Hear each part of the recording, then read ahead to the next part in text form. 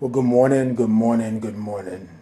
It may seem that I'm running a little bit behind today, but I am trying to get a thought in. I am running a little bit behind. So I'm going to try to wait a little bit until some people log on. And I've been trying to do this 9 to 10 go live, and it's been been really crazy. So it was a good weekend. I hope everybody's weekend was good. I hope that you had a good time and you were able to hang out with your family and friends and show love and be loved and all of that good stuff. It is Monday. It's a great day. It's a blessed day. Before I get into the thought, remember that it's hashtag T2P. Any thought, concern, comment that you would like me to speak on, talk about, anything like that, go ahead and drop it down in the comments. I'm also on Facebook as Titan Capri. I have a group, which is a Thought to Ponder, on Facebook as well. But I'm also on Twitter, Instagram, and on YouTube under Titan Capri as well. So you should be able to find me all the way around. And any of those avenues, if you want to IM me, send me a message, then go ahead and do so. I would appreciate it. Also, too, go ahead and click the notification so you'll know when I go live and you'll be able to tune in and watch me and all of that good stuff. So before I get into the thought, this morning I went to Starbucks because, that's kind of like my guilty pleasure. So I went to Starbucks this morning and so I have on this shirt and I have on this Star Wars tie, which is like awesome sauce, right? Awesome sauce. And if anybody know me, they know I love ties and I love like mixing and matching colors and things like that. You got to coordinate. So I saw this tie and I was like, oh man, like, what's up, Ty Lee? Awesome sauce, right? So I saw this tie and I was like, man, like this would be nice. This would be a good conversation piece. So let me go ahead and pick it up. So anyways, I go into Starbucks this morning and it was a young lady and a young man behind the counter. And they both were like looking like really, really like looking. And I kept saying like, what the? And so you have to be mindful. When you go and you buy something that can be a conversation piece, you got to be mindful that people are going to talk and people are going to look or whatever have you. Because I didn't know what they were looking at first. I was like, did I forget to brush my eye? Is this a little spackle in my eye? Like what's going on? Well, anyways, long story short, I go up and I order my drink. And the young man says, where did you get that tie? And the reason I say young man, because he's much younger than I am. I'm a little older than most, so he's much younger than I am. Anyways, he said, where'd you get that tie? I said, I don't know. I said, I was just shopping around and I saw it and I was like, I had to have it, So the young lady was like, oh my God, Star Wars is like the best movies and I love it. And I'm a Star Wars fan and da-da-da-da. And I said, wait a minute, how old are you? And she said she's like 20 something. And I said, you're a Star Wars fan? Not to say anything about being a Star Wars fan, but I was just like, you're a Star Wars fan? And she was like, yeah. And I said, well, that's good then, because Star Wars was something that was in my era like that. And she was like, what's your era? You're only about 30. I said, aha, yes, come on. Early in the morning, give me a little booster. You know what I mean? And she was like, she looked at me and I said, no, I'm not 30. I said, you might want to add 10 years to that. And she said, a what? And I said, yeah. She says, well, sir, if you don't mind me saying, you're very handsome to be that old.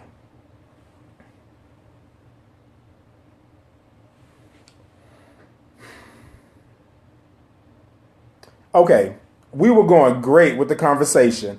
I don't understand what it is nowadays that when you tell people that you are 40 or you're in your 40s or all of a sudden you're ancient. All of a sudden you are ancient aliens like the show that comes on. All of a sudden you are somebody other than who they thought you were. And I'm cool with that. I've learned over the years that I don't look my age according to what people tell me. This is not what I'm saying. This is what people tell me. So I was like, okay. But the way she did it, she kind of like, she was like, yeah. Like, like I can't be 40. Like I can't, Like I can't be in my 40s. I can't look like this and be in my 40s. So I'm not trying to say anything about, I'm not conceited by no means. You all know me. But I was just curious to know, is 40 the new 80? Like is 40 the 80? Because I don't understand. I don't even I don't even know what it means when you say, oh, you look good for that age. The what? You look good for that age? What does that mean? Okay. So I was like, okay. All right. So I told her, I said, well, thank you. I appreciate it. So are you not upset with me? And I was like, what would I be upset with you about? Right? You said what was on your mind, and I'm not offended. I think I happen to love my age, my experience. I try to always look dapper if I can. I try to, smell good and be nice and stuff like that. So I'm not tripping on it by any means. So if that's how you feel or how you see it, then let me be the anomaly. Let me be that one that don't look the age or whatever have you. She knew that I was older. And I'm sure my daughter is about a year or two younger than her. So it was like really, really, it was funny. But anyway, that was my story for this morning, my little Starbucks run. And she basically wanted to apologize. She kept saying, sir, I'm so sorry. I'm so sorry. And I was like, what are you sorry for? You know what I'm saying? I'm not offended. I'm not offended. Number one, you gave me 30. I'm happy with that. Number two, I'm not afraid to tell you my age. Number three, I really don't care because I'm living my life for me, not for anybody else. So thank you, young lady. Y'all take care, whatever have you. So I left out. As I was leaving out, the young guy said, I told her not to ask you that. And I said, you know what? I'm not upset. I'm not upset. Well, you're better than the last person that came in, because the last person came in, we said they were 38 and they were actually 27. And that was a problem. Now I said, you know what? Right there, that would have been a problem for me if you would have told me that I was 38 and I was really 27. I'm not even tripping. Because hell, if I lived a hard life, I lived a hard life. I lived a good life, lived a good life. It's what it is. So anyways, with all that being said, let me go ahead on and go with the thought. So I wanted to get a thought out before I got back out of the house. I came back home. And so let me go ahead, dig in. Let me grab something.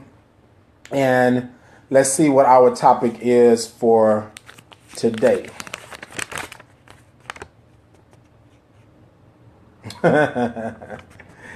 Defining what it is or what it means to be bougie. Defining what it means to be bougie. So here's the thing. And Tay. So let me say this. I think that the whole concept of being bougie, comes from people that have been brought up with a silver spoon in their mouths, and then they want to act as if they cannot get down and get dirty and so forth and so on. Now, not everybody's going to be born with a silver spoon in their mouth. Not everybody's going to be born not in the ghetto. Not everybody's going to be born to have it all or do whatever have you. The thing is that when you speak about bougie, it's all of a sudden you come from the ghetto, but then you're too good for the ghetto. Or you've had raggedy cars, and now all of a sudden you got you a little BMW and you think you hot. You know what I'm saying?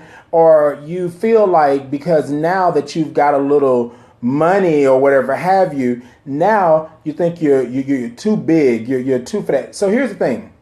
There's a difference between bougie and running in different circles. Because the reality of it is that it's hot, y'all. It's hot. I tried to turn my air down so that I could do this before I leave out. And yeah, it's hot. So anyways, there's a difference there. So here's what I think. I think that if you've never known poverty or what it's like to be ghetto or anything like that, that's not bougie. What's bougie is basically all of a sudden you come from the ghetto eating the same syrup sandwiches, mayonnaise sandwiches that I used to eat, and then all of a sudden now you don't eat anything but caviar. But you still live in the ghetto. but you eat caviar. Or you like to say that you're this and you're carrying this bag and this clutch and this and this and this, but you still pay $200 for rent. You know what I'm saying? Like you want to pretend like you're all that and in a bag of chips, but then the reality of it is you're not there. So that's what bougie is. If you are someone who likes the finer things in life, I don't think that's bougie. But what I think is bougie is when you try to forget where you come from. You try to put it on yourself on a pedestal like you were never there. Like this was something that you've never done before. And so with the thought today asking, what is really bougie? What is the meaning of bougie? Basically, you are living a life to where you don't have to or you don't want to go back to your past. So here's the thing. So somebody told me one day that basically I was bougie. So now this is them telling me, not me speaking. This is them telling me what they thought I was being bougie about or whatever have you. So they said, well, you work at a bank, you drive a nice car, you always wear nice clothes and stuff like that. And I said, that's not bougie. And I said, I think I'm a little offended because you're saying that I'm bougie because I choose to hold myself in a way or present myself in a way that this is me. This is me. I've always liked shirts and ties. Like today, I've always liked shirts and ties and presenting myself and looking decent and smelling decent. And you know what I'm saying? So I'm saying decent because to me, it's not like I'm sitting in the mirror and I'm going, ooh, yeah, they going to flip for this. They going to love this. Yeah, they going to love it. They not going to know I live in the ghetto. That's not it. Or I'm not going to go and spend $1,500 on an apartment and I can't even afford a car or I can't even afford the clothes on my back, but I got a nice apartment. You know what I'm saying? Like, come on, it doesn't work. Or I'm not going to go out and buy a brand new car and I don't even have a place to stay. Like, sometimes you have to really, really think about living within your means. And sometimes being bougie is you're trying to do all of this to actually stand up and be with your peers or have them gawking and looking like, ooh, look what they got. Look what they got. Here's my thing. I don't forget where I come from. My house is no better than anybody else's house. I still live in the hood. That's just where I live. But I choose to go to work looking presentable and making sure that I feel good about who I am. So that's not bougie to me. However, this person looking at me felt that it was bougie. I'm one of the nicest people you will ever meet. And if anybody knows me, they know that I give you the shirt off my back. I don't never throw nothing up in your face that you don't have what I have. I don't never throw up a part of you don't have as much money as I have because I have been there. I have been there with the lights off, the gas off. I have been there with an eviction notice. I've been there, with that. Even if it wasn't purely my fault, I've still been there. So I know what it's like. I know what it's like to not have food to eat and stuff like that. So me being bougie, never. So for the thought for Tay today, I think the meaning of being bougie is basically you want to have people think that you're somewhere that you're not. And you'll go to any extent to do that. And what's sad is that these same people that you're trying to impress are in the same position you're in. They're in the same ghetto neighborhood. They driving the same 15-year-old car. They doing the same this. They living from paycheck to paycheck, just like you. And you tend to want to try to impress them. But then there's another side of that being bougie. That being bougie is sometimes you have people that want to always throw up in your face. Like I used to have this friend, and notice I said used to. I used to have this friend that I thought was really, really cool. But every time we got together, oh, I got this. Oh, I got that. Oh, I paid this much for rent. Oh, I got this kind of car. Oh, my car is this and my car is that. And oh, this is hot, this and hot. And I was saying to myself, like, so every time we get together, you got to tell me what you got and how much you have. And then I was like, well, you know what? Let's go to the hood. Let's go to the carryout. You know what I'm saying? Oh, I don't go over there. Ooh, no, I don't go over there. I said, you're from there. You're from there. Like we both from Third Ward. Like I don't I don't get it. We both from Third Ward in the CUNY home, but all of a sudden now you too good to go back to the CUNY home. I can't even go to the carryout. I can't even go to the place where we like to get the little deal. You know what I'm saying? $2.25, $3. For a whole plate of food. We can't roll like that. And then so I was saying one night after the club. This was a little while ago. Because I don't really do the club no more. But anyway, after the club, I was like, oh, we got to go to French's, right? Oh, what French's you going to? Let's go to the one over here. I was like, no, let's go to the one by U of H. That's the one that we always go to. Let's go. Oh, no, I can't go over there. Oh, it's too ghetto over there. I said, we live 3 blocks from U of H. We live in the CUNY home. Now, all of a sudden, you don't want to go over there? And then it was like, oh, no, I don't want to take my car over there because of da-da-da-da-da. Now, I'm not comparing, the two, but I have a nice car myself. And so I was like, I drive over here. I don't have no problem with going and getting me a King Special, with a red soda and you know what I'm saying? I don't have a problem with that. And some dirty rice. I don't have a problem with that. But all of a sudden, now that you've gotten older, I guess, or you've accomplished something, you've moved out to, as my good friend Sakita would say, you've moved out to the lands. Now all of a sudden you don't want to come back. You're too good for the ghetto. You're too good for this. So I used to always wonder why this person never wanted to come to my house. Now don't get me wrong. I don't live in a place where there's just killings and stabbings and shootings and every single day or anything like that. But I do live in the hood. And it's nothing wrong with saying that's what it is because that's what it is. You know what I'm saying? But we've all grew up. Nobody ever bothers me. Nobody ever, because this is my neighborhood. This is my neighborhood.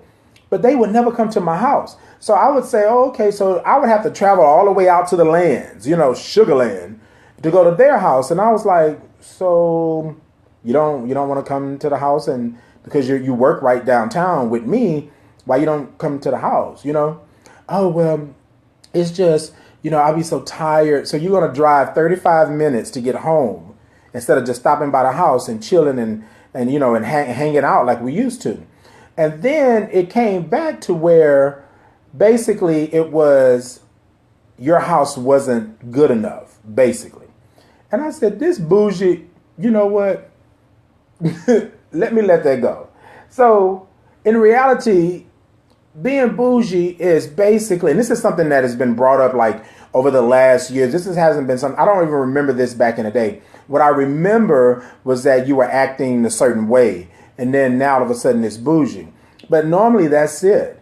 Don't forget where you come from. Don't try to put somebody else down because of the fact that you think that you're up there and you got it. You need to be humble enough to understand that you came from something just like this person came from something. And maybe your journey to where you're at, maybe you're already 3/4 there and this person is only 1/4. However it may be, I'm not bougie by any means.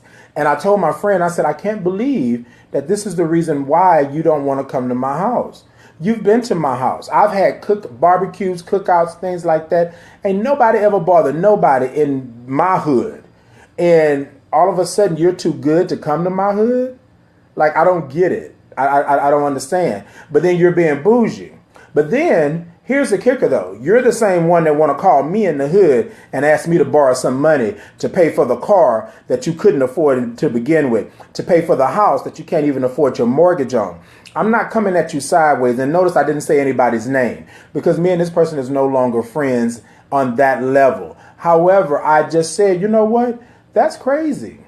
You want to sit up here and talk about me and where I stay, but I'm good. But you over here, you can't pay your HOA fees. You can't do this. You can't do that. You got all kind of notices on your door and stuff like that. And I said, I wonder, is it that land's money that you're really not making? You know what I'm saying? Like, and then on top of that, if you're so good at what you do, why are you driving around with a dented door on your car, on this nice BMW or whatever Mercedes that you have? Come on. I'd rather have a car that I have and be able to fix my door like somebody ran into it and just put a huge dent in it, and then you're sitting up here driving around with it, but you're cool with that because you bougie because you got a BMW. Really? So you know what? Being bougie, that's not something that I aspire to be. Being bougie basically means you're trying to live above your means. You're trying to do what you want everybody to think, where you're trying to be where you want everybody to think you're at. And that's sad too, because your friends, you should be able to be right here, right? Now, if your friends are up here and you're down here and you don't have no plans on ever getting up here, then you may want to leave that bouginess alone because you're always going to be the one left out. So then you want to sit up here and say, so this is the last part to this. So this person one day told me, and I'm not opposed to anything. I'm like, whatever. So we were all talking about taking a trip. So I drove to Florida. I used to love to drive to Florida. I don't do it no more because that drive home is a killer. But anyways, I used to drive to Florida, visit my friend Sean, and then we drive down to Miami and we have a good time and all that good stuff like that. So I told this friend of mine before we stopped being cool like that, I told this friend, I said, hey, I'm going to Miami. I said, but this time I'm not driving. I'm going to fly. If you want to fly with me, I said, I'll look up and I'll see if they got some cheap tickets. You know what I'm saying? And we go ahead and get them. So I didn't buy them myself. I learned my lesson a long time ago. Don't do that stuff like that. So anyways, I sent him the information and all that good stuff like that. So then all of a sudden I said, hey, I'll be there on such and such day. He says, well, I won't get there until the following day. And I said, well, why won't you get there till the following day? The flights are all good. They're cheap. It's like $168 or something like that. Southwest was having a sale or something. Anyways, so he says, I'm taking the bus.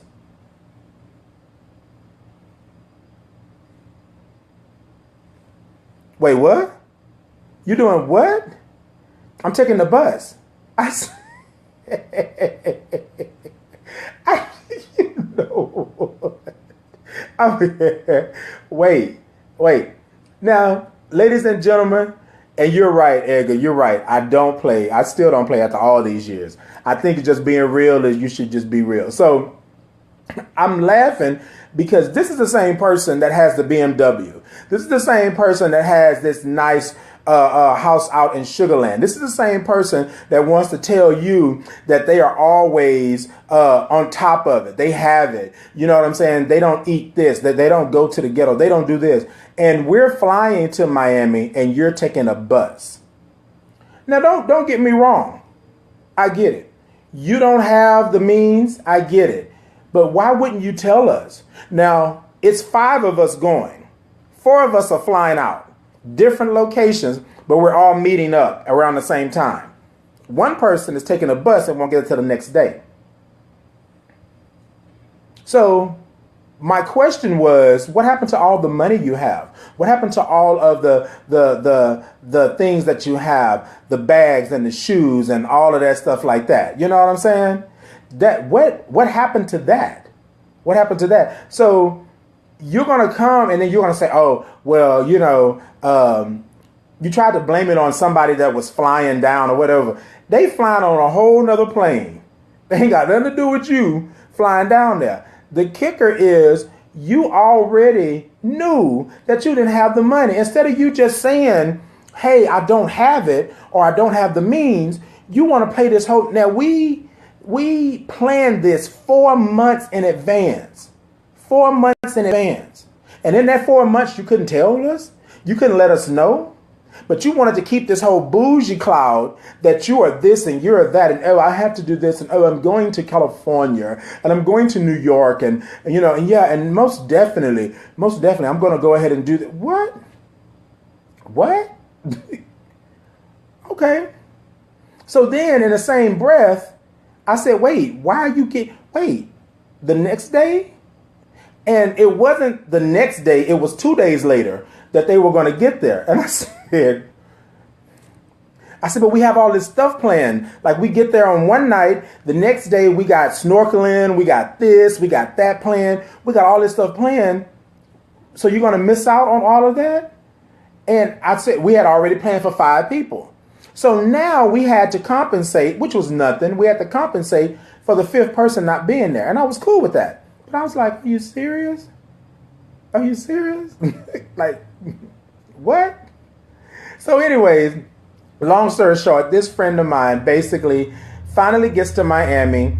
We have to go pick him up from the bus station. This is new to me because I didn't even know it was a bus. You know, it was an adventure. So we're 3 days in and we're getting ready to leave. Now, we had a total of 7 days. So we did 1 day for travel, going and 1 day coming for travel. So that's 2 days gone. So we had 5 days. So notice I said that he didn't get there until the 3rd day, right? So with that being said, he only had a chance to do the last couple of things that we did. We went to the rooftop, we did this, we did that. So it was cool. So we're talking and I'm taking him back to the bus station, because he has to leave the day before because his ticket was whatever it was. And I said, okay, cool. So we're on our way to the bus station and he wants to stop. There's this, the mall. I forget what the mall is. Anyways, well, he goes into the mall and basically he buys up like $300 worth of stuff. And it was only like 3 items. So it was like $300. It was like 3 items. And I said, wait. So wait. So you took a bus to get here so that you could buy $300, 3 items to go back to the bus I just didn't get it. Tickets were $168. Tickets were cheap. I didn't get it. So then he says, well, you know what? If this is a problem for you, then maybe we should not chill like we've been chilling. And I said, first off, you're in the rental car that I rented. Secondly, you stayed in the hotel. Oh, wait a minute. I didn't even tell you this part. He didn't even have money for a hotel. Like, we all got rooms and they were connecting rooms. And so I asked him before, I said, hey, are you good? Because if you're not, then I'll get a suite with beds in it and, whatever have you, so we can all be comfortable, because I want us all to experience this together. Because, we cool like that. No, I'm good. You get there and that night you come up and you tell us that the front desk said that they had to give your room to somebody else because a deposit didn't go through or something like that. I was like, what? So long story short, being bougie is not it. You know where you're from. You know what you can handle. You know what you can do. I am a no nonsense type of person.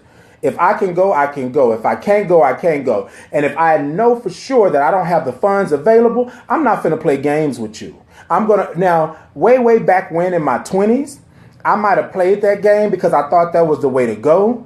But as I grew older and I found out that ain't nobody checking like that for you. Ain't nobody going to always be there for you. You got to be able to tell the truth and stand in your truth and say, I got it or I don't have it.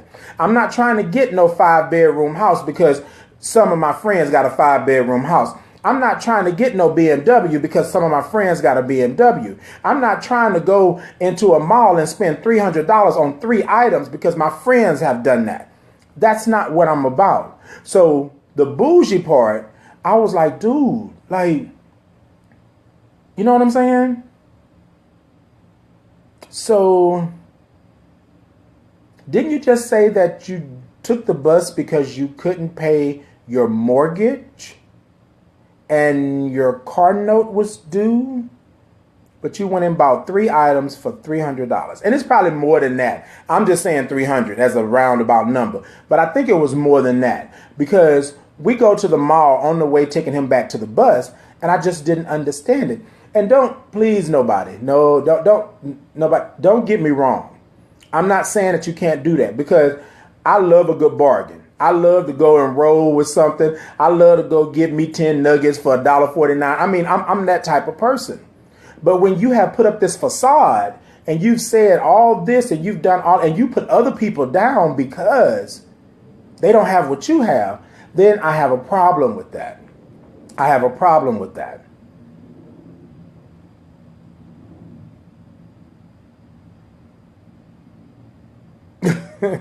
You're right, Edgar. I've always been that kind of person. Even way back then, even until now, I've always prided myself on being that type of person.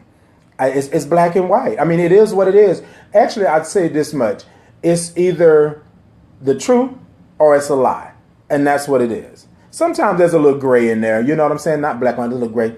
But yeah, I've always tried to be that person. And all of my friends, anybody in my circle, they know that I'm that type of person. I'm going to be the one to say, oh, okay, I'll let you have it.